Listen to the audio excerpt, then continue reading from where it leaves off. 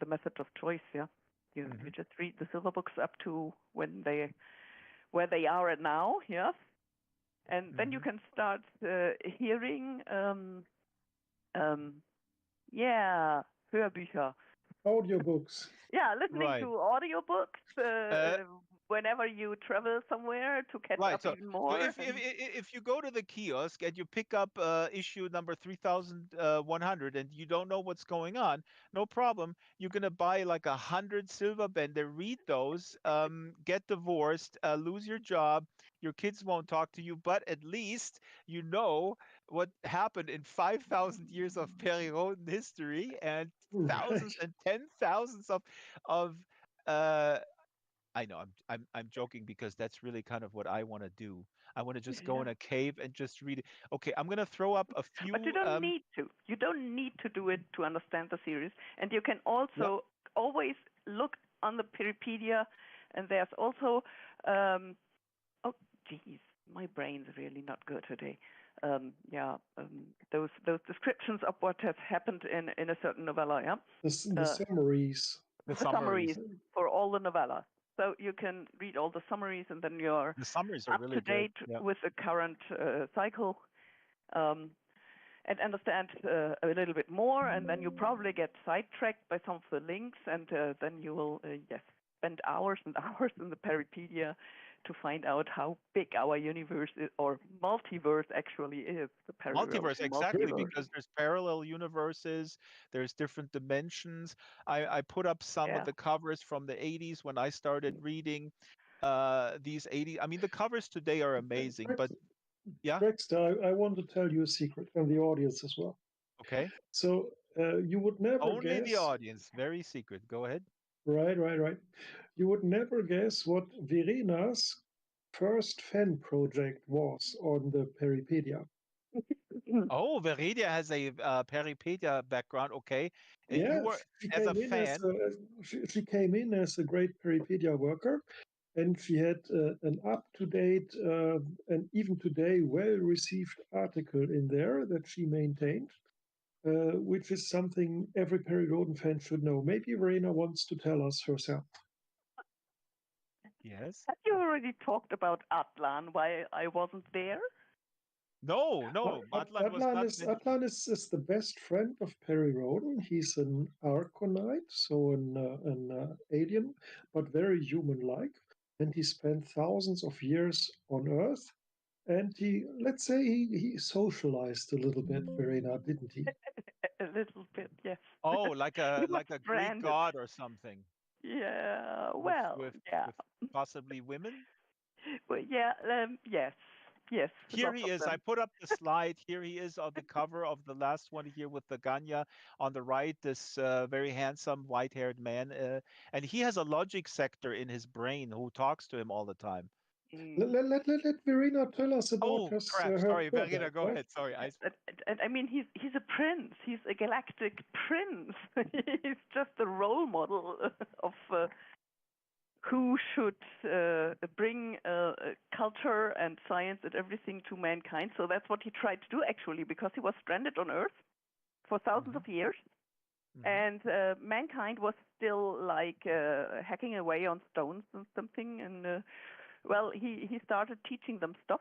And usually it's easiest to bring education to people by first educating the women. We all know that, yeah.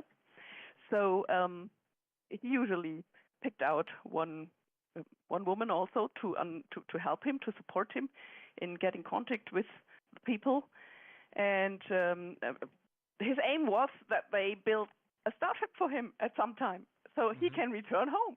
So he is basically E.T.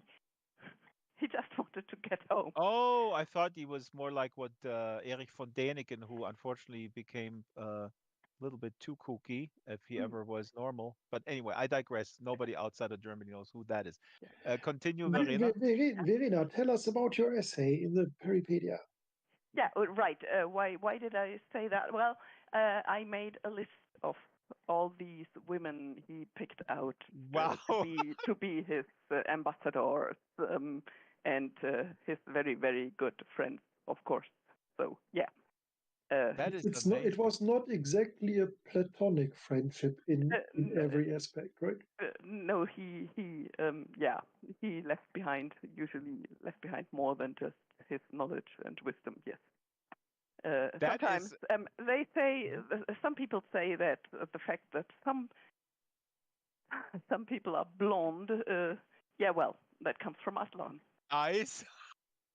He left behind more than his knowledge. I Yeah. I like that phrasing.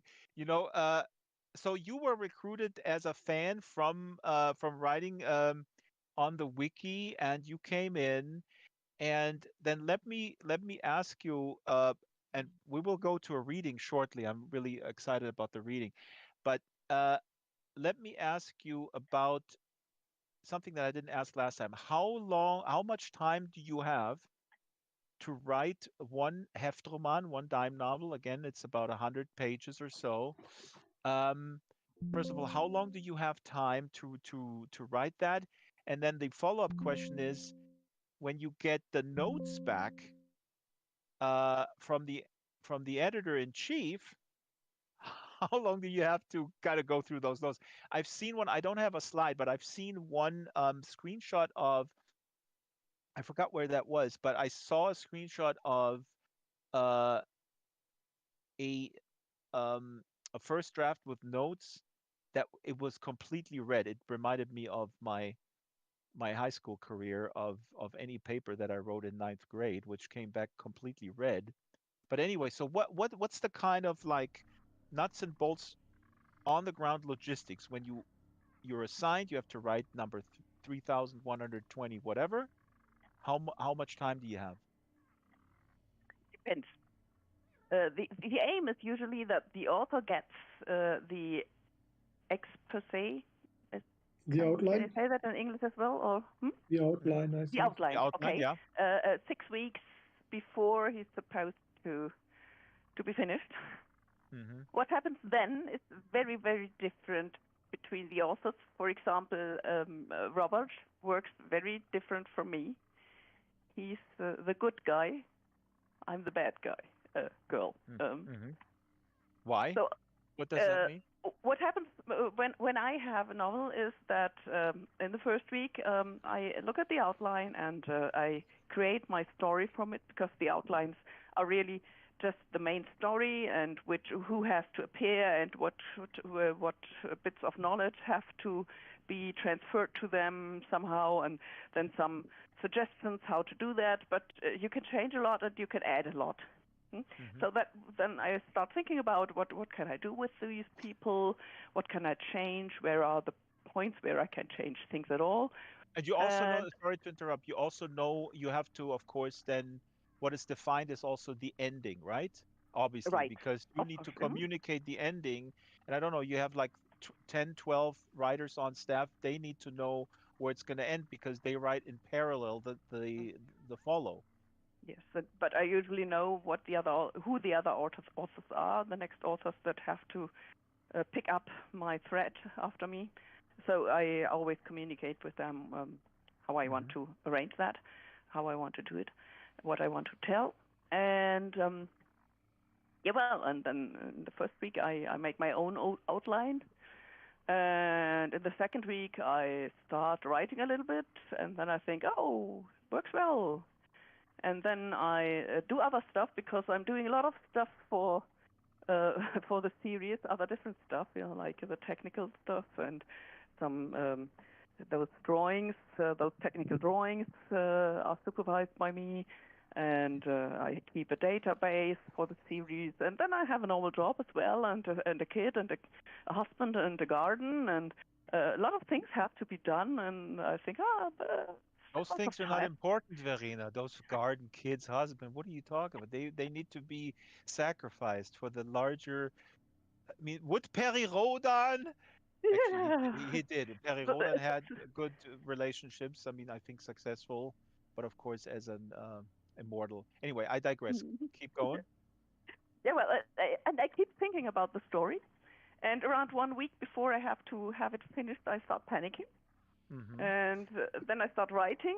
But as I said, I have a normal job, which I do which I work in 4 days a week, which is also sometimes quite stressful, so I can't always write after that or before that. So there's only very few days in a week where I can write. The date when I was supposed to be finished, then I call my editor and say, oh, please give me more time, because 6 weeks is really not enough. Well, Robert somehow managed. No, I think the So turnaround is just, it's incredibly impressive how you guys turn that out. And again, I mean, people here, I would assume, probably are not familiar with Per Rhodan. I highly encourage you guys to check it out. I don't know if the audience now thinks like, how can I even read it because it's in German. There is actually a perrodan.us website where they have summaries, and there's Per Rhodan Neo in English. So I highly encourage you, and also check out this from the 70s. There is a you can get those used very, very cheaply. You can get into that universe. There's several different ways, and Robert last time told me that uh, he learned from American fans. They buy the ebook and then they push it through translation engine, and so there is a fan base. But Verena, this is just this turnaround is completely nuts. I mean, this is very impressive. I pride myself in working very fast on my stuff, but that stuff, given the quality, kudos, pretty good. I think, Robert, Yeah. how long does it take you to write a novel? 1 or 2 weeks max? Yeah, usually the writing for me is 1 week, but I am the lazy guy because, in contrast to you, I only am a writer, so I don't have a day job for anything else. So I can completely concentrate on the novel. Mm. Now, you mentioned technology. Okay, two things here, real quick. We're going to go to the technology in a second.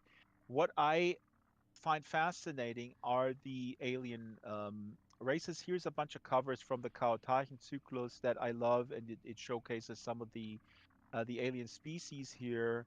If the camera is zooming into it.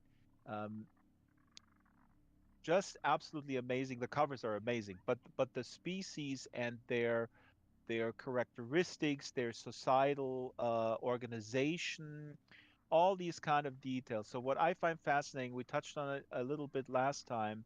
So when somebody comes up with a new species, right? I mean,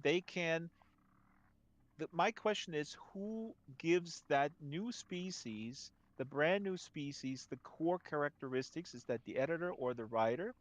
And then how do the other writers, how are they allowed to add on it, or do they have to defer to the original creator? Do they have how is that sort of um, teamwork being done when you come up with a new species among how is that divvied up among the writers and the editor?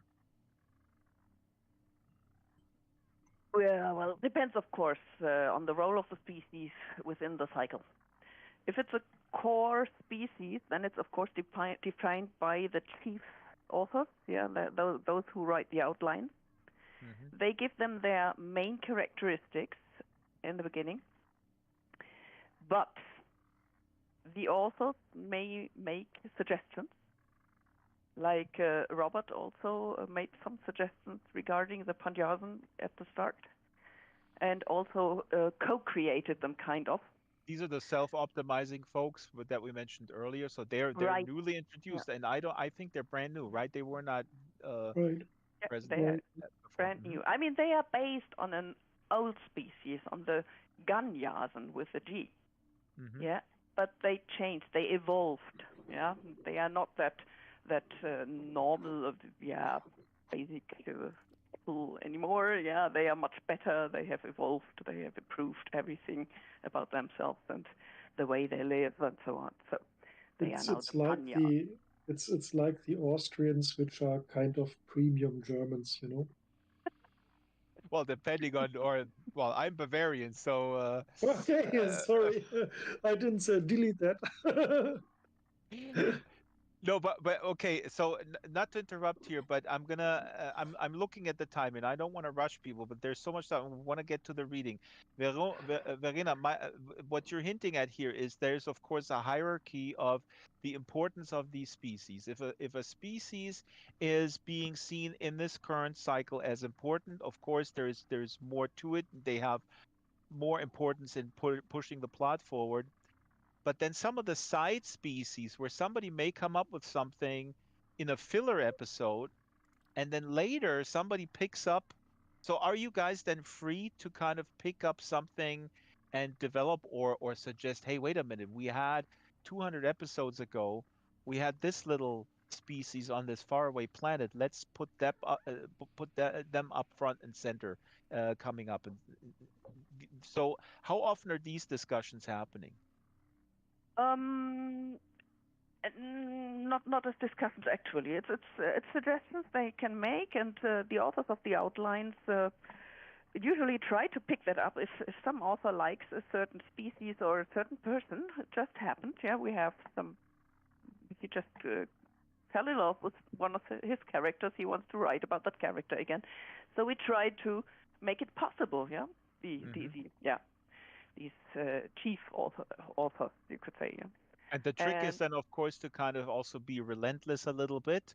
Everybody who worked in a large organization or in a teamwork, you just gotta pitch, pitch, pitch, pitch, and find something compelling, and be relentless and be patient. And then at some point, you push through your favorite character, and maybe that character becomes a big star. Not unlike a big Of Netflix course, series. it has to fit into the large picture. Yeah, the cycle is planned. Certain things have to happen. We have to leave certain locations at a certain point.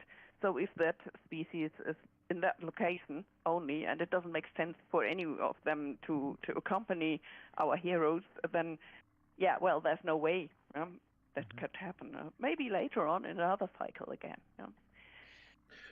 But it also depends. It also depends if you have some. It's not only in the filler novels, but sometimes you just have, let's say, you have a planet where a lot of alien species meet because it's a trading world or something like that. Mm-hmm. Then, of course, as an author, you are free to define which species they are. Because it's just important to give the audience the atmosphere and the feeling of this is a vibrant world where people meet from all over the galaxy. And the specific examples are yours. So you can do a lot in there, right? Yeah, for some authors where we know they love to create their own worlds and their own species, we even leave that open, intentively. Yeah, that we say, okay, this is your playground. This is the species which appears only in this novel. You can do whatever you want. Huh? Or we have maybe even 2 or 3 authors and say, okay, work together. Just your 3 novels. After that, we're gone. Just work together and create this world and create this species, however you like to have them. They just have to match the story, yeah. But apart from that, you can do whatever you want. But not all the authors like that. Yeah, there are some authors who say, it costs them too much time, and they prefer to have some guidelines already. More guidance. This is good that you bring this up, because I was just going to ask that, because for some people this kind of freedom can be extremely scary. Some like very specific guidelines. They feel more comfortable. I'm not making a judgment here, but what do you prefer, Verena, in terms of sort of guiding? Where would you put yourself?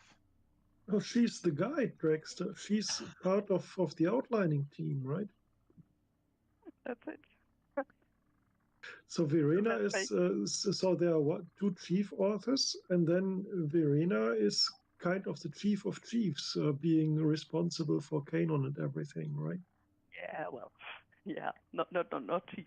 I can't tell them what they have to do. Yeah, okay. It's the other way around. But they are not here, so. But yes, sometimes I also design the races or yeah. But So yeah, no, I like to do that actually. I love to do that. I love to create my own characters and my own races and my own world. I prefer that. But I no, have to have the But time. but Verena sometimes also feels pity for her creations. That was very funny when we wrote a novel together, and we were discussing the axial tilt of the planet. So would it be kind of circulating upright around its star, or would it be tilted very much? And I was opting for a very large tilt to make it exotic. And then Verena came and said, "But oh, that would be a very harsh world for the poor people living there with many earthquakes and everything that the implication of that is." But then you have to remind Verena that this is only a fictional world, right? Yeah, so well, so all in all, I Verena also believe in killing them all off. Verena Right. is Verena is giving the marching orders. If you did not give the marching orders, you would like to have as much freedom as you wanted, Right. I gather. Yeah. You are also you refer to yourself. We have a great question here from Shiloh. I'll get to it in a second. But very quickly here, you mentioned the term last time we met. This is a term called Technik Tante. Now, the camera, please go to the slide Technik Tante. Now, we're educational programming, so we need to define this term. This is my American wife said tech auntie is probably as close as we can get. Yeah, the tech Is the auntie. female version of the tech uncle. And so what does that mean? I think people may get a hint. We talked earlier about soft sci-fi, hard sci-fi. Some people like 100 pages of detailed description of an engine. I don't. I like detailed description of the sociological dilemmas within a civilization, but tastes are different. So what does Technik Tante mean, Verena, when people call you or you called yourself Technik Tante? What does that mean? I'm responsible that the technology in our series fits all the technology that has been described before. We are, yeah, before now. Plus, define new technology based on that. That, yeah, that is logical. Yeah, So a the logical logic step up within or the change. fictional universe, that there is logic within the fictional universe in terms of what came before, what's possible now, that there are no jumps, that there are no um yeah things that may have been explained a different way 30 Mhm. years ago and now are explained, and then you get hate mail where somebody says in page 3 of issue 698, uh, this was explained a different way. How do you plead? Says the fan. Do you get actually fan input like that? All the Uh, time. Critique? All the Occasionally. time. Mm-hmm. Okay. We usually get it on the what we call the Leserkontaktseite, Leser LKS. Kontaktseite. Yeah. Oh yeah, yeah. I want to get Yeah. into that too. That to me is awesome. Let me put up a slide here. I have a slide. This is the Leser Kontaktseite. Hold on. Then tell me what a Leser Kontaktseite is. We're going all over the place, but this is fascinating. This is the Leser Kontaktseite here on the slide projector from somewhere from the 70s. You can see here people wrote in with their full names and their full addresses, and they basically wrote in the letter to the editor, and then they were printed, probably a little bit abbreviated, feedback, ideas, critique, and this is from the 70s, and it's being done still today. Here is Michel Stern is the editor of this page. This is 4 pages or so. I mean, this is for someone who loves physical artifacts and objects. It is just awesome. It is a throwback to an easier time where you wrote a letter. Of course, here people write with their emails, okay, but it's still being done every week. It's awesome. Yeah. Yes. But we also, of course, have a forum. Hmm. And, well, uh, Michelle usually forwards any questions or remarks regarding all the technical stuff to me, of course, yeah, and then I give an answer or comment on that. Or sometimes if it's a good idea, just a suggestion or something, then I try to find And out if it makes any sense to really use it or not. it seems to me, I mean, this is also really balanced. I mean, as of late, I noticed that there's a lot of critique how the last cycle ended. You know, again, kudos to you guys of printing critique, um, where people are not happy. It that seemed to me a kind of not an emphasis, but there seemed to be a lot of people kind of unhappy with the conclusion. It reminded me of my favorite TV show Lost, where people got like completely upset about how it ended. I loved how it ended, but that's an aside. How do you deal with this diplomatically when these things keep coming? Luckily, I don't have to deal with it a lot. That's Good Michelle's, answer. that's Michelle's job. And he does it. Well, He does it what very I well. do is Robert? what I do is I step down to the cellar and cry for an hour, and then I can up and tell everybody it doesn't touch me at all. It's hard for a creative person. I mean, it's It is, yeah, you put a lot of your own blood, sweat, and tears into this. You cannot separate it, like you do at a quote unquote regular job, right? right, yeah, Yeah, exactly, the good thing is we can always say, oh, it was the The outline editor. author. It wasn't us. Hmm. Yeah, The outline team. Yeah. yeah. And then they can go into the basement and cry and whatever what they do.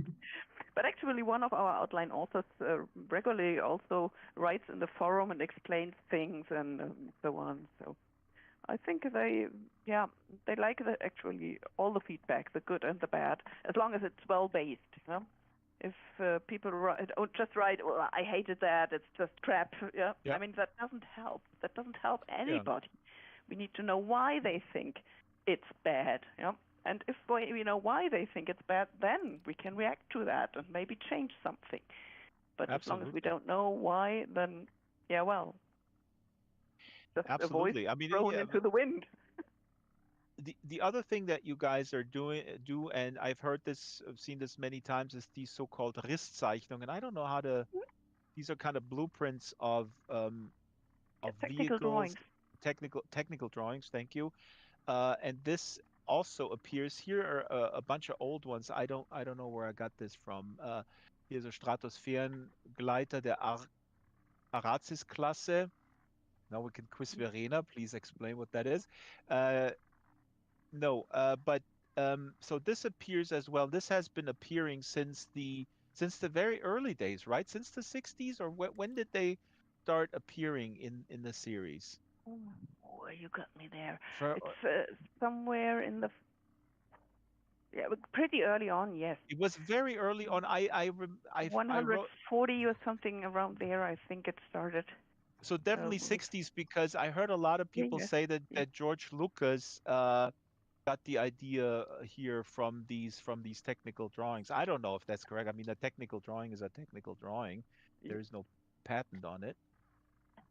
So the first of them seems to have appeared in issue number 192, Ah, Ah, yeah. a bit later than I thought. Okay, and 192. 192 was published in 1965.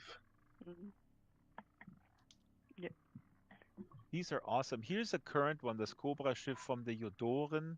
This looks like a snake. We had a snake in the audience, Shadow. I think he left. He said it's too much for him. He doesn't like sci-fi. Shadow loves snakes. I wish he would be here, but I'll tell him he can watch the video. Um, Moon in the local chat says constructive criticism is always good versus shitstorms without meaning. Um, Mm. yes. Why are you against shitstorms? That is really discrimination. This the culture war is going crazy. So these lists and these technical drawings appear. I'm putting them up here on the slide projector. Just amazing, and giving the whole thing just a sense of scope. Immersion. Mm. Yes, yeah. I wish we had the resources to build these in Second Life. It's certainly possible, but Mm. well. Yeah, we have some fans that really love to build such stuff in 3D in Blender or Yep. whichever programs they are using, and some even print them then, 3D printing. I But saw of it. course, 3D Yeah. printing. yeah. Mm-hmm. There's a Perry Rhodan club in France that does this quite a lot. Amazing. Yeah. If Yeah, you're and there's just also a team of yeah. varying size. I have roughly 5 or 6 core draws at the moment, and some who occasionally draw something. Yeah, well, it's nice to coordinate that, and especially since I am a mistress of technique anyway. Oh, Mistress Um, of Tech. That's better than Tech Auntie. Yes. Let's change this. Mistress of Tech. That's great. so that fits in pretty well because I get all the new technical stuff before anybody else does, and I Mhm. can already set them on the tasks. Yeah. So that Now, these come in early on, that they are published while the topic is still, uh, yeah, active. hot, Yeah, it's hot. still appearing in the story. Mm. We're racing towards the finish line. The show is over in 80 minutes. We can only do one Ah, reading. You guys have a reading because you guys wrote this one together. Now, sometimes these Heftromane, these novellas are written by one person, and sometimes there is a teamwork with two authors, which adds not I guess you could say it adds complexity, but also maybe fun. I don't know. Before we go there, I want to put up 2 slides that I prepared because this character Gookie um, is a very very popular character, and there is some merch that I found, and of course the Second Life Book Club research team includes Monkey and Shyla the Super Gecko, and I didn't know that there's Gookie, Jumpy, and Gecko. Who is mm-hmm. Gecko? Is that a son or something? Right. That's his son? Jumpy is the son. Gecko is just one of the others, isn't it? Yeah, I think it's just one of the others of this Oh, species. There's yeah. also a fourth one called Iltu, and Yeah, Iltu yes, was Iltu, was the yes. was Yeah, was the Googie's wife. wife of Cookie. Mm. Hmm? And Yep. they all died though, because Gookie is the last of his species. Yeah, that's Mm. tragic. Yeah, Uh, Yeah, so he's a Gecko very is, very tragic figure. I mean, he's always the comic relief kind of, yeah, but on the other hand, he's a very tragic figure, which is a classic, isn't it? yep, With the old white clown absolutely, pantomimes.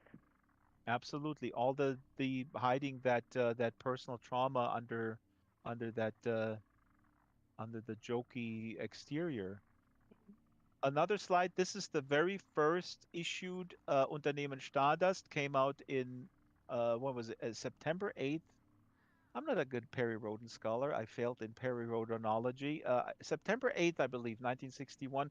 On eBay currently, only 599 euros. Okay. And Robert, earlier you said you have seen you have seen more expensive. I think me too. I mean, I've seen this issue going for more than 599. yeah, around 5,000, I think. Damn. Ah. My neighbor, when I grew up, when she realized I was reading Perry Rhodan when I was 13, one time she came over with a whole box full of Perry Rhodans, and she gave it to me for free. And then 2 years later, when I was 15, I got into music and I gave them all away.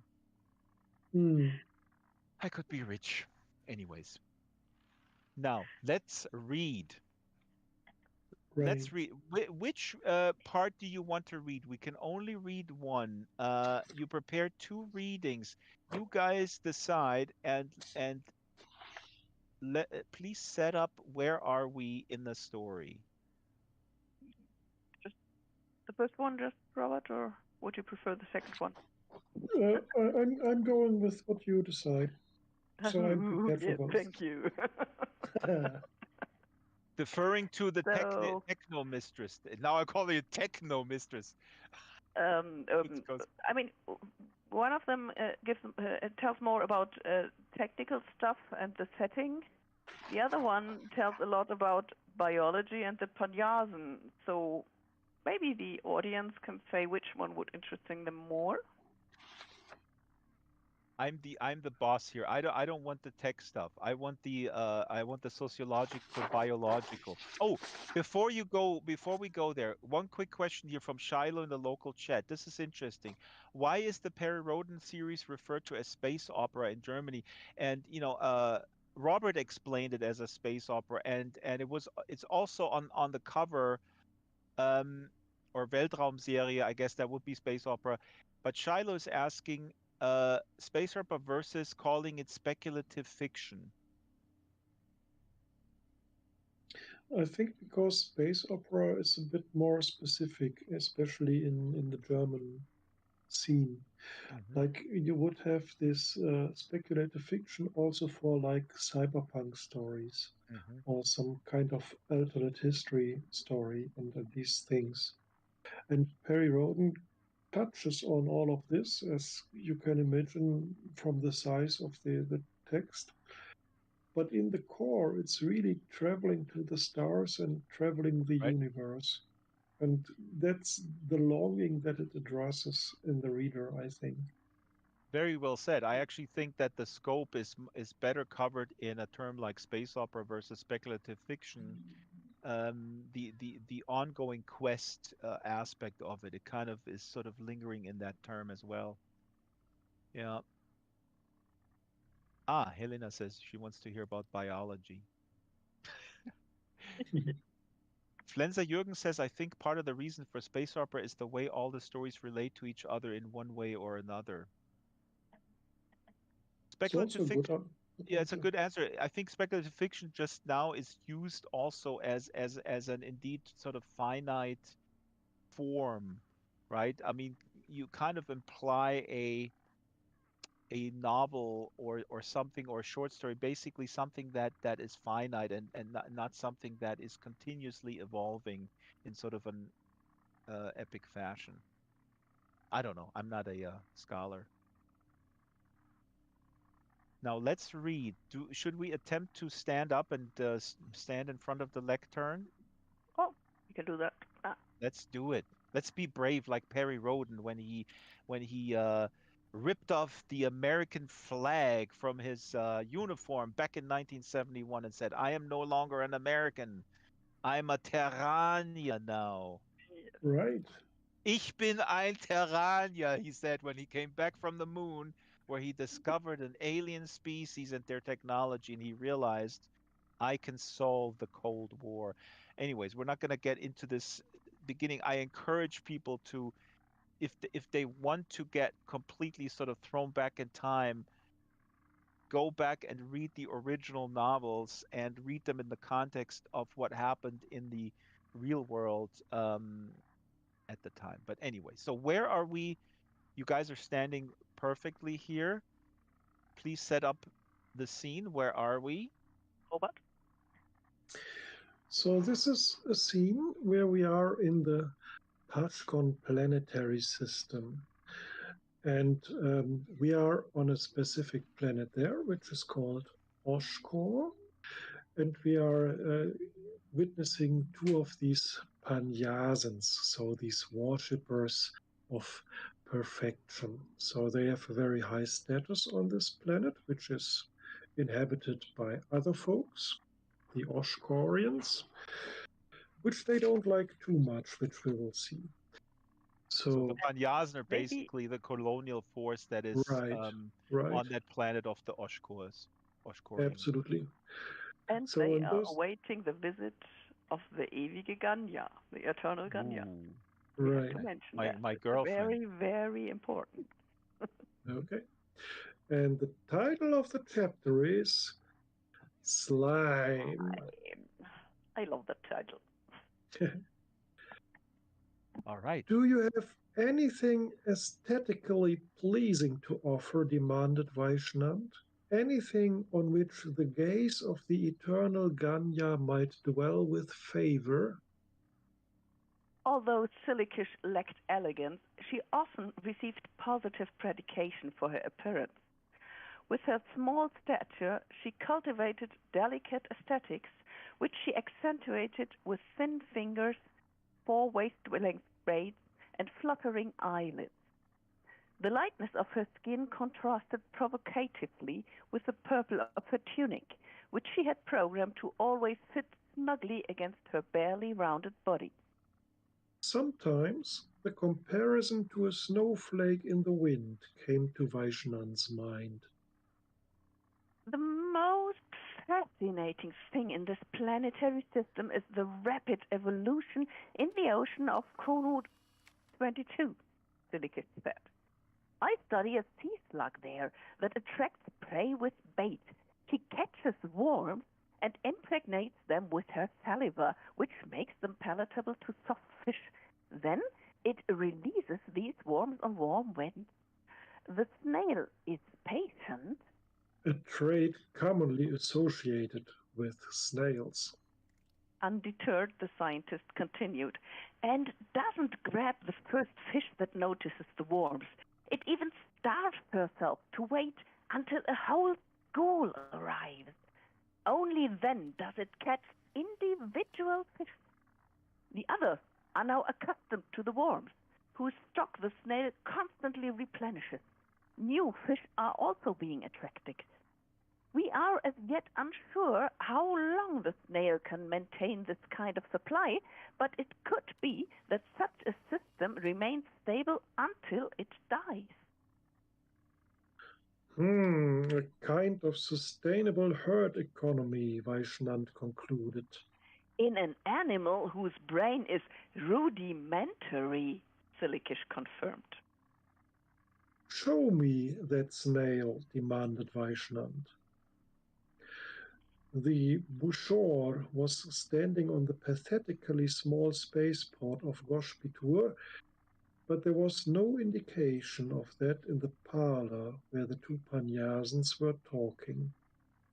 The ship could just as well have been in free space, or even better, on a civilized, beautiful planet inhabited by an understanding people receptive to the teachings of perfection. The projection that Silikish activated abruptly chased this pleasant thought from Vaishnan's mind. The so highly praised sea slug turned out to be a slimy pile of white substance. Two antennae oscillated in the current. The assumption was that they marked the front of the creature, but not even a head was visible. What do you think is beautiful about it? Exclaimed Vaishnav in horror. Silikish leaned back in her red-cushioned armchair. No doubt she was aware that her figure looked particularly dainty in this opulent furniture. Knowledge adds to what you see. What do you mean? She shifted her weight to the curved gold armrest on her left side and crossed her legs. Once you understand how complexly the internal organs work together to produce the chemicals to enhance the flavor of the worms, as soon as you know about the sound made by muscle vibrations. Gently, she shook her head and clicked her tongue. One is struck with wonder when one considers how ramified and effective the instinctual control is that makes do with so simple an appearance. To impress the eternal Ganya with such simplicity, we would have to give her hypnotic training beforehand. Vaishnav was proud of his calm voice. He found that he spoke like a patient teacher, not someone for whom a successful presentation could determine whether his most ardent wish was finally fulfilled. A hypnotic training on an ugly slime snail. We really shouldn't bother the eternal Ganya with that. There is beauty in knowledge. For a researcher, perhaps. Reluctantly, Vaishnant waved it off. Put that away. Silikish stroked along a fold in her tunic. The projection went off. At least thus the beauty of the parlor was no longer harmed. The round carpet, the knee-high oval table on which the bowls for manicures stood, the half-reliefs of the white walls where gold gleamed in the recesses, the curved lighting elements at the ceiling like rivers of honey. Everything bore witness to thorough planning. The interior designer had left nothing to chance. We need something that convinces at first sight. Vaishnant tugged at his lower lip. The cities of Oshkor are all a disaster, chaotically thrown together like trash emptied from dumpsters. But we cannot receive the eternal Ganya in the wilderness. She must set foot on planetary soil to the cheers of the populace. The Oshkorians haven't exactly taken us to their hearts. I know. But the eternal Ganya is almost walking among us, exclaimed Vaishnant. You can study slime snails for all eternity, for all I care. But I want to finally get away from this pathologically suboptimal system. 7 times my request for a transfer has been refused. 20 years I've been slugging it out with these random fanatics. But one word from Viesh, he snapped his fingers, and that's the past. I could command a conference ship, but only if I convince the eternal Ganya that I can be given assignment of responsibility. So you want to present Oshkor in a beauty we haven't even found on this planet yet? I want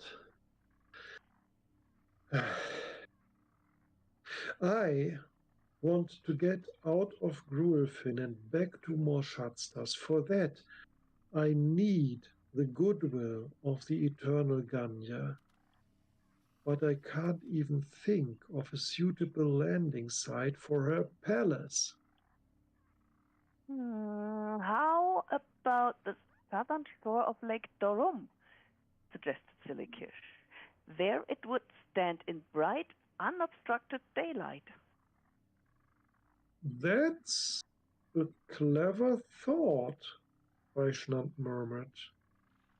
Because of the planet's extreme axial tilt, the central star Pachon did not set over Goshpitur in midsummer.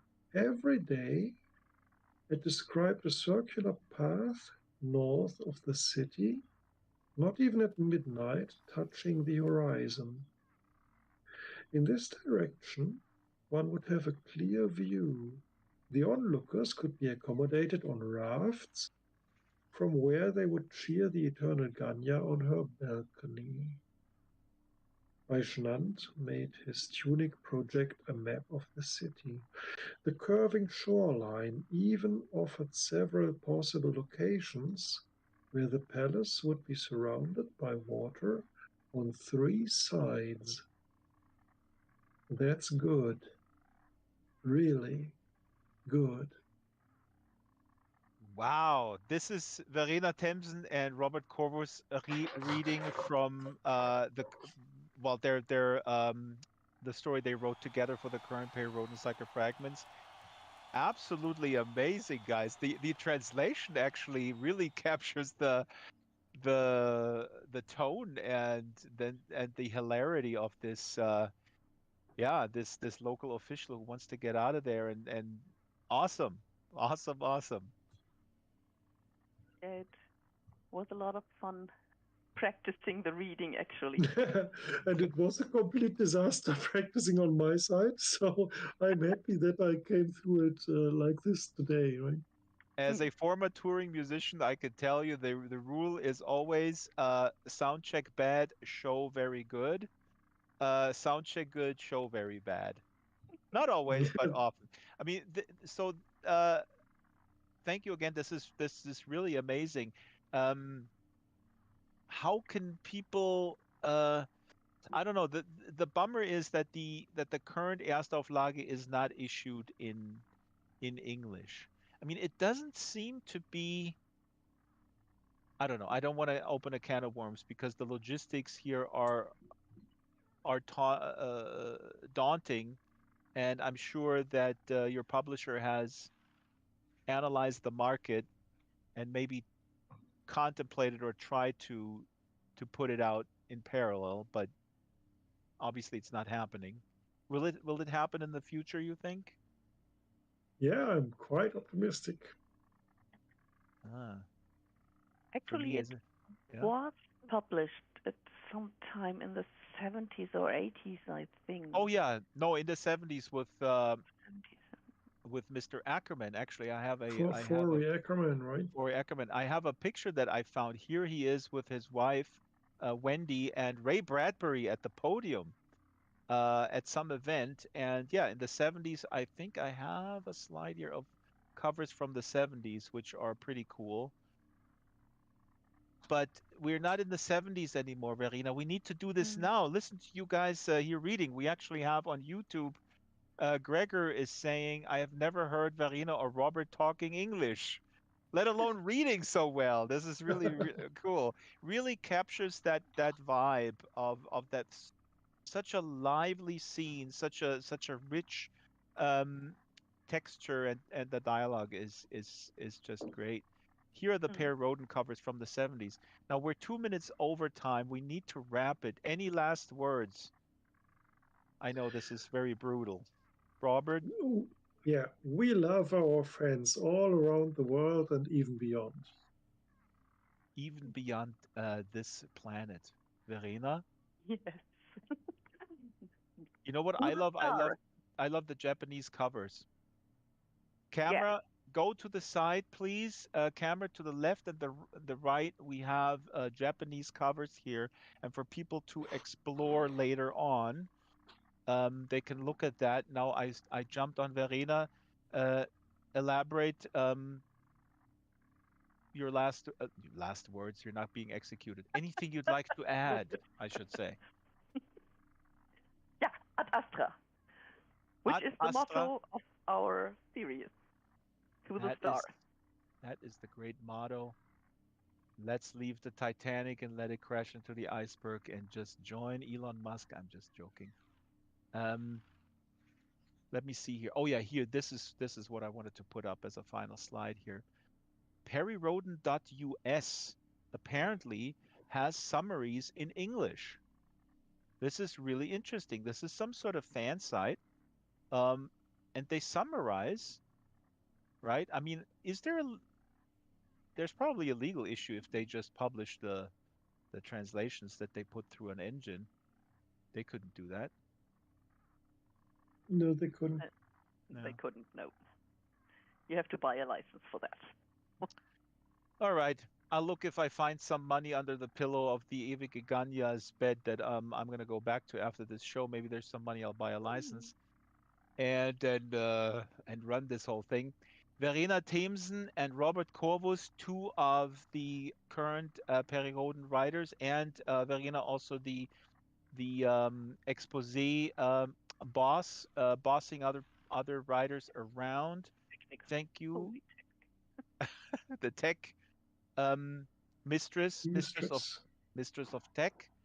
You have to make a T-shirt. I'm gonna go to the convention maybe, to the Con. Oh, I highly recommend it. Great. I want to see you there. If anybody is in southern Germany or in Germany or in Europe, look it up, Con. Maybe somebody can put the link in the local description, in the local chat, please. Um, I'm going to run through the end credits. Second Life Book Club every Wednesday. We started 3 years ago, April 8th, 2020. So anniversary's coming up. We'll see what happens. We got actually Matt Ruff is coming back. He was in the first show.